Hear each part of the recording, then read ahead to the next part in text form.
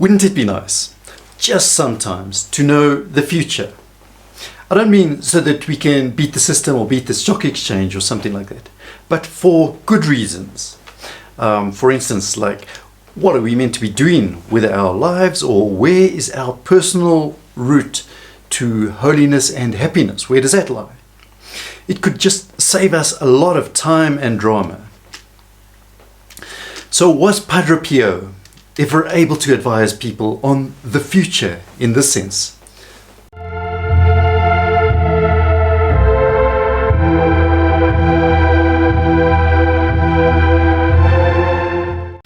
We would really like it if you would join us on this journey of discovery of Padre Pio, that is in the footsteps of Padre Pio. Here we offer short, insightful stories about Padre Pio, and these are on a regular basis.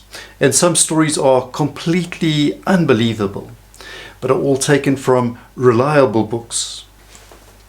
So please just follow the instructions given now that you'll see on the screen to join us in this journey. Getting back to our story. During World War II, there were many American GIs who were based in Foggia, that is in southern Italy, which is a town near to St. Giovanni Rotondo, where Padre Pio's monastery was.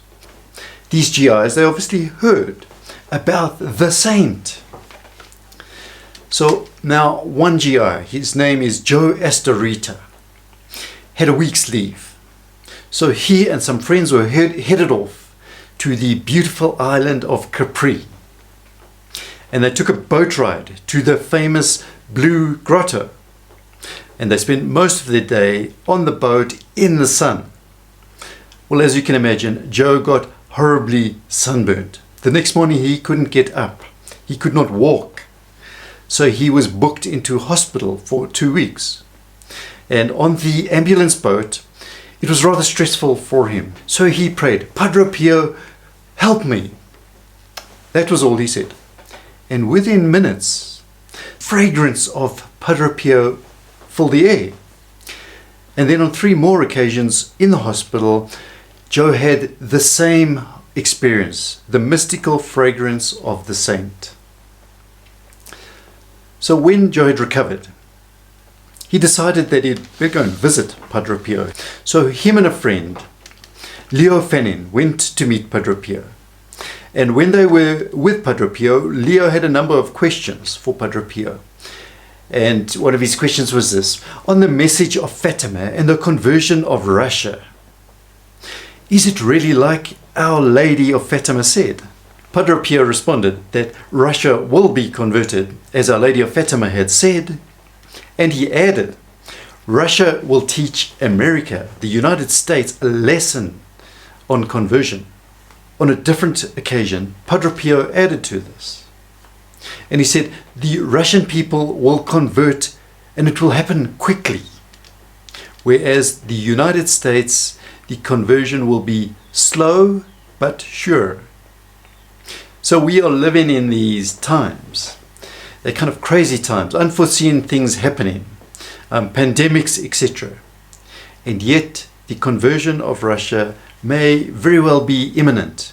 So let's wait and see if Padre Pio's words do turn out to be correct. That would be a real affirmation for our faith. I'm sure you would agree.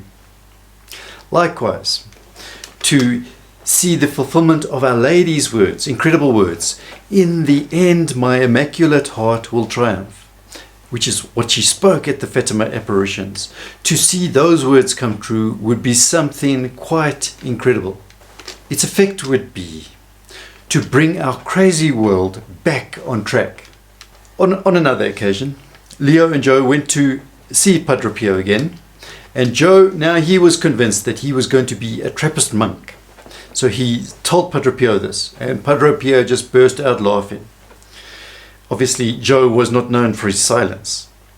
But Padre Pio told Joe instead that he should get married and raise citizens for heaven. Joe objected that no one would have him for a husband, and he insisted on this. And Padre Pio's response? Well, Padre Pio promised that he would take care of this himself. He would find a nice Italian girl for Joe. So that makes things a bit easier, doesn't it? Joe returned to America after the war, and he wrote a letter to the monastery saying that he had just arrived back safely. He said nothing else. Anyway, soon Joe found a job, and then shortly thereafter he met an Italian-American girl, Adeline, and they started going out. And not long thereafter, Joe received a letter, and included with the letter was a message, a personal message from Padre Pio to Joe. And Joe said, essentially the note said, "Joe, recently you have become acquainted with a girl named Adeline, and that is the girl you are going to marry." Now Joe had certainly not told Padre Pio about this lady, and he had definitely not mentioned her name either. As Joe says, there was no way, humanly speaking, that Padre Pio could have known. And within a year, Joe and Adeline were married, and of course, they named their children after Padre Pio and St. Francis. Another GI is John Mckenna, and he was also based in Italy, and he had read stories about Padre Pio. So he made the trip up to St. Giovanni Rotondo, and now during the Mass, John Mckenna was totally overawed when blood started flowing from the stigmata, that is the wounds, in Padre Pio's hands. But imagine if you are serving a Mass, seeing this physically happening.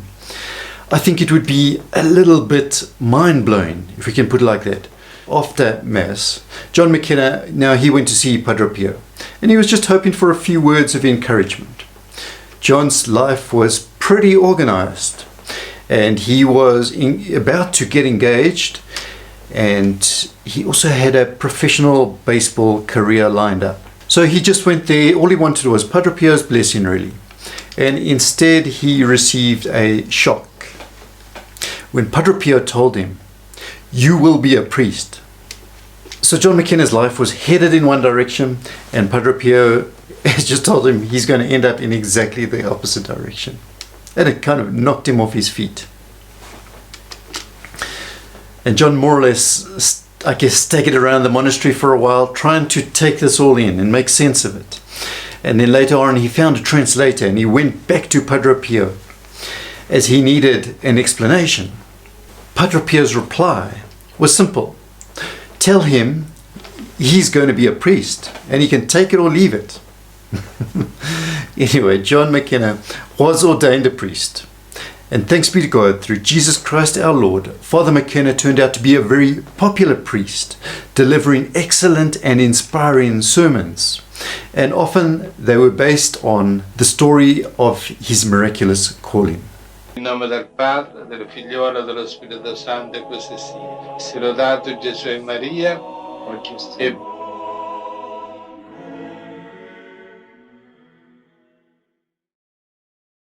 If you enjoyed this talk, then why not join us with future videos? All you need to do is click the subscribe button below, and there'll be a bell, and if you click the bell too, then you'll receive reminders of future videos. Of course, if you click the thumbs up, then you'll be helping us to promote In the Footsteps of Padre Pio. Finally, we would like to include you in this Friday's Mass prayer intentions for the protected children of Padre Pio. So for this, you've just got to go to our website, but click on the words "Show More" just below, and it gives you a bit more of a description exactly how to do that.